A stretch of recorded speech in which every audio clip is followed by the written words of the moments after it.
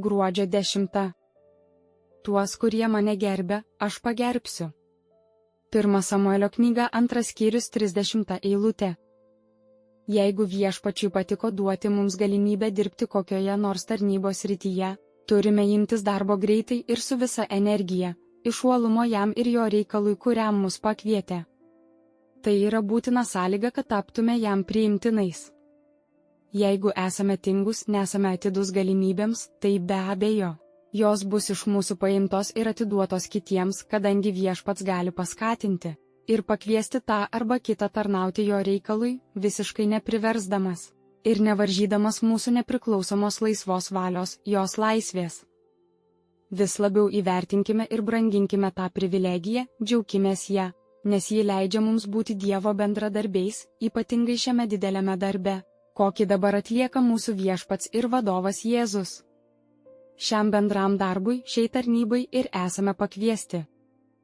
Garbinti Dievą reiškia, kad Dievas mūsų gyvenime yra pirmoje vietoje.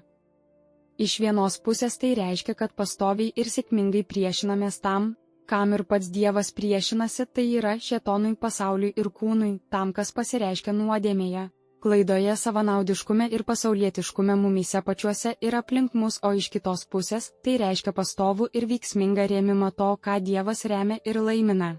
O tai yra meditacija, mąstymas apie Dievo žodį, jo platinimas, skelbimas, charakterio ugdymas laikantis Dievo žodžio, blogio iškentėjimas dėl ištikimybės Dievo žodžiui, budėjimas ir malda vadovaujantis Dievo žodžiu. Taip darančius Dievas iš tikrųjų pagerbs. Dabartinėme gyvenime pagerbs šventąją dvasią, jo žodžio supratimu, maldos privilegija, tarnybos privilegija, atskyrimu nuo nuodėmės, klaidos savanaudiškumo ir pasaulietiškumo, pagerbs charakterio išugdymu į Kristaus panašumą ir pergalę kovose. Būsimajame gyvenime pagerbs juos dideliais karalystės palaiminimais, charakteriu, prigimtimi, perspektyvomis, išaukštinimu, bendravimu, paveldėjimu, pareigomis ir darbais. Klausimai: ar ši eilutė šią savaitę įsipildė mano gyvenime?